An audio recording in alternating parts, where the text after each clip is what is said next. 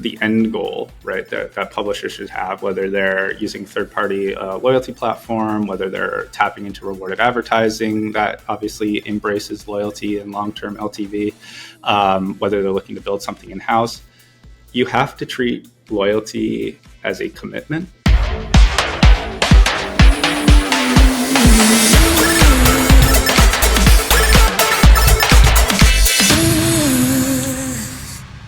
We bring it all together in loyalty. We've talked about attracting players, getting them to spend. We know who's spending. Guess what? They're spending when it's relevant and relatable. And then how do you get them to come back? Well, that's where loyalty comes in. And that's where I think Oxana and Kyle also connect here, because the report itself touches on loyalty being more than just keeping players. It's about evolving with them, which I thought was very interesting, Kyle. And you had some great data to sort of shot a big hole in what we know about day 1, day 7. Why don't you share a few of those insights? What's interesting, right, is when you start thinking outside the box, right? It's like, okay, well, I have my core game loop, I have my monetization layer, live ops layer. It's like, how else can you one up that experience, right, to drive deeper engagement, drive deeper monetization, and really that LTV piece, right? Keep players hooked in the game. One thing the report highlighted, which was interesting, right, is sort of the power of IP and brand collaborations, right? And I think it was like 1 in 5, around 20% of players, right, say that when games do these IP collaborations and brand collaborations, right, it positively impacts their desire to not only install, right, which is top of funnel, but then also continuously engage in that game. Even spenders, right, it was over 50% of sort of spenders who had engaged in-app with this sort of collaboration had made an in-app purchase tied to that collaboration, right? And you see companies, Stumble Guys is a good example, PUBG, right? They do a lot of collaborations with third-party brands that are non-gaming related. What they're really doing is just giving players content that they love, they idolize, they look up to on social media, right? Whether it's with influencers, whether it's with really well-known brands. And that content is engaging, it's fun, it's memorable, it's unique because you're bringing something into that experience and that sort of environment that goes beyond the normal gameplay you'd see day in and day out. And that can have ripple effects across the whole user journey. It can have ripple effects on LTV. And so it's that sweet spot of innovation and standing out, right? When we talk about there's a lot of noise in the market, there's a lot of overwhelmed feelings of too many games are being advertised to me. I don't know what to play, where to spend my time, where to spend my money. This can sort of be that level up, right? It can help provide that differentiation, stand out in the creative, stand out in the live ops events, the limited time offers and rewards users can use. And I think that can really help drive a new level and layer of engagement and long-term retention and loyalty. That's an interesting sort of facet there, besides the basics, besides the first principles of what does it take to like fix that leaky bucket, is the constant mindset as you go through these years, right? And developers are looking to sustain growth and continue to ideate. And as games mature, something like integrating brand and IP collaborations can be that lever to pull. Brand is the magnet, Brian. We've heard this so often, Peggy. It's like if you are taking your players with you and you're bringing in brands that are meaningful and credible, it does help build that sense of familiarity, belonging to something, giving them something of value. So it has to fit, it has to work, and it has to bring your players with you. And I think that it comes back to segmentation, right? We talked on that a little earlier. It's like all of these decisions, yes, you can have a strong marketing team with a great gut reaction and intuition, but at the end of the day, the more you can learn about your players, the stronger you can drive loyalty and retention and engagement. The more you work with your data team, the more you go out and do market insights or market research. All of these things can really solidify a growth strategy, right? And make it stick. I think product marketing fit these days is probably the most important element for success. And so that can get lost in the noise, right? Or that can get jumbled around in the day-to-day. And really sort of sometimes it's best to just take that 30,000 foot view, step back from the day-to-day, suck yourself out of that tunnel vision, realize who you're servicing, who you're advertising to, who you're looking to engage with. Do you know everything or as much as you can about who they are, what they're motivated by, and what those core emotions are that you can really tap into to provide them an enjoyable experience? Yes, and also I want to add, if I can, Kyle, a bit. Right now, the market game industry is so competitive. This is why we need such a kind of reports all the time, because as we mentioned from the beginning, everything is changing so much. And from, for example, even 3 years ago, can we tell that live ops will be like a must-have in your game to um, not only to increase revenue, but to be alive on the market right now? We need to be sure that we understand the data, we understand what other companies do, and how we can take their approach and adapt it for our game. Because the most things that you can see different examples, they can inspire you, and after that you can adapt it in the right way for your users to be the best, to achieve your goals, to increase revenue, to improve retention, and so on. And you have to, as you said, Kyle, be able to take that step back, the huge big perspective, go all the way down and focus on not quite individual players, but making sure everybody feels valued and that they have those moments of joy that we talked at the very top of the program. Oksana, say a studio wants to improve retention. What's one action they can take today to make a difference? To create more triggers to return to the game for the users.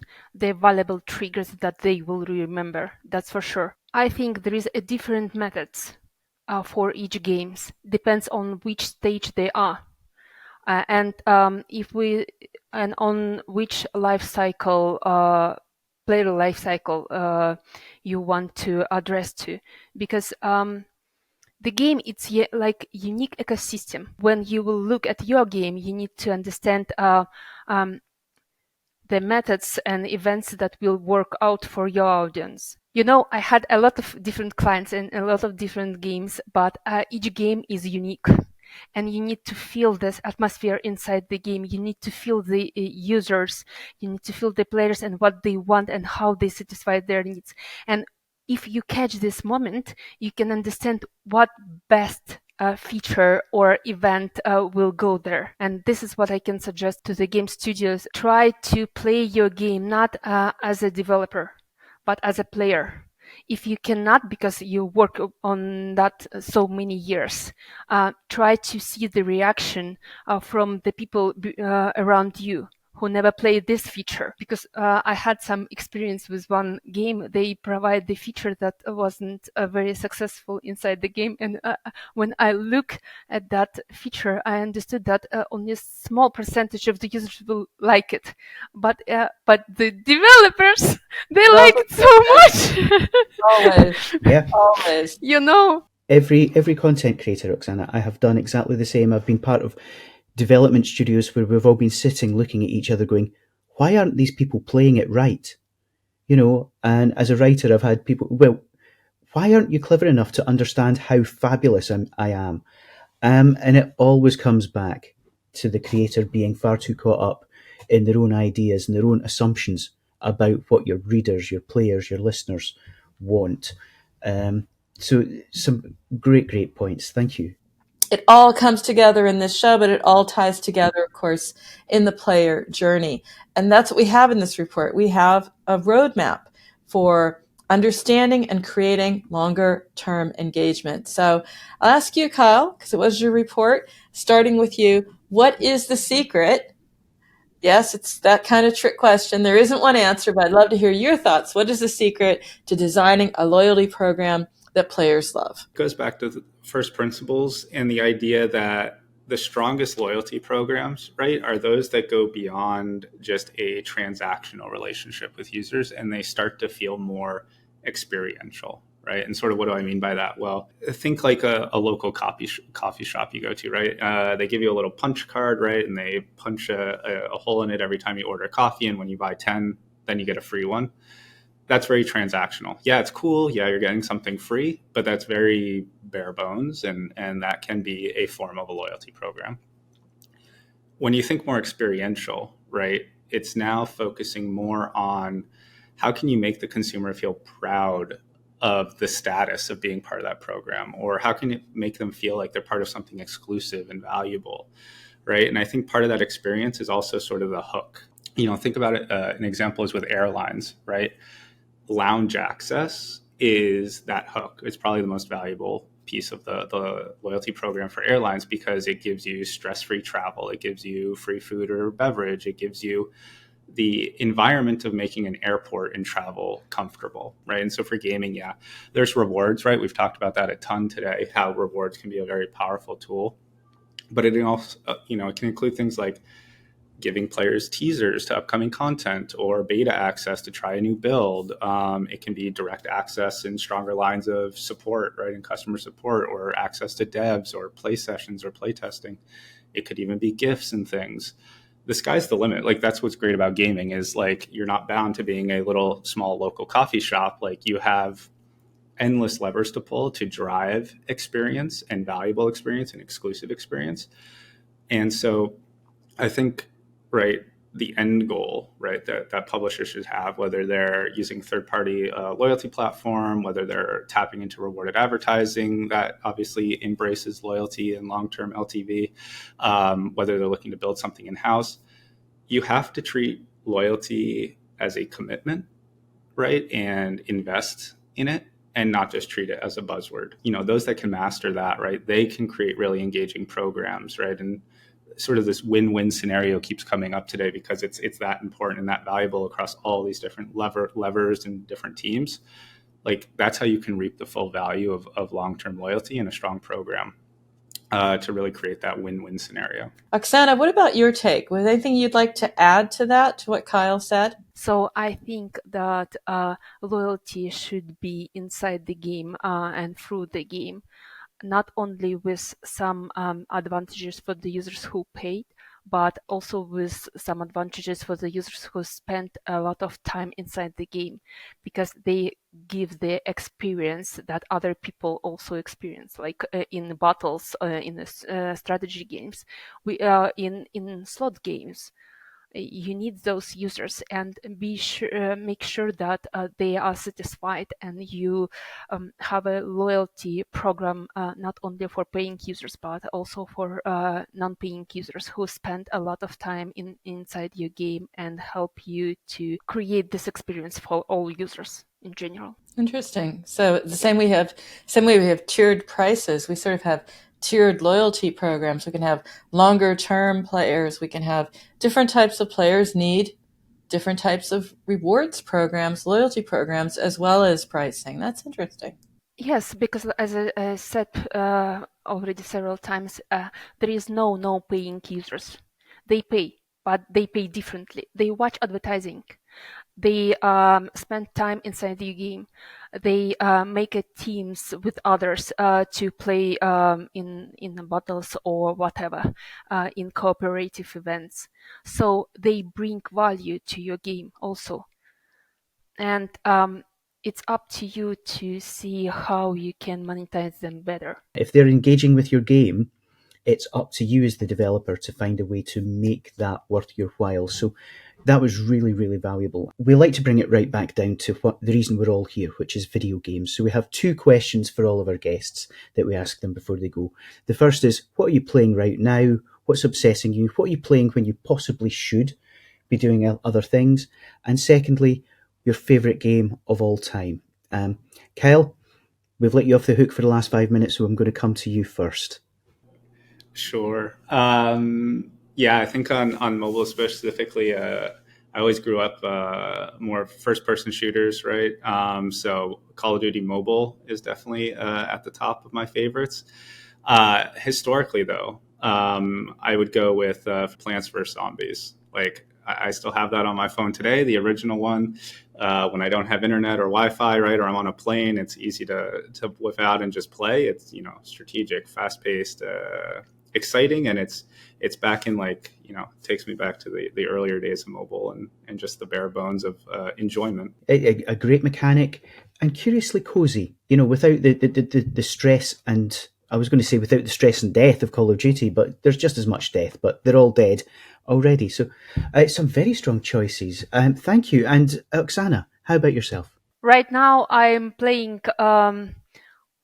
Whiteout Survival heavily because they do a great job, and I definitely need to use their experience and their knowledge, and I try to understand how to use this all in my work. And the game that I love the most is Mario, because it's one of the first games that I saw in my life, and I was still when I play with my children. So you will never ever get any criticism for picking Mario on No. this podcast. Thank you to both our guests, Kyle, Oksana. It has honestly been a pleasure. +1 for me on that as well.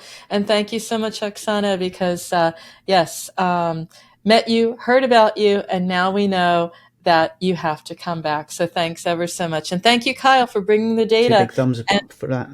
and analyzing it. That's important. Numbers are one thing, but application is another. Thank you both. Making it matter. thank you so much for everything. It was great to be here and speak with you guys. This show is all about how to do your job better, how to make an amazing game, how to market it, and you have a say. So if you have a story or know someone we need to shine a light on, then we would love to hear from you. We want to hear from you. We want to reflect the reality of the mobile games market in all its wonderful complexity and strangeness. So if you have any suggestions for us, if you have any feedback for us, you can always get in touch. You can email us at podcast@pocketgamer.biz. You can find us on Twitter @PGBiz, and you can reach out to us through the pocketgamer.biz website. If you're interested in listening to all of our podcasts, you can find them at pocketgamer.biz/podcast, and we would love to hear your thoughts on future shows. And we've got you covered on all the major platforms, so subscribe to the audio podcast, as Brian said. Look for us on YouTube. If you want to read it, hey, you can do that too, because we have a companion post for you as well on the pocketgamer.biz website. Tune in again for the next edition of the pocketgamer.biz podcast, and we look forward to speaking to you in the near future. Until then, I'm Brian Baglow. I'm Peggy Ann Saltz, and that's a wrap until next week.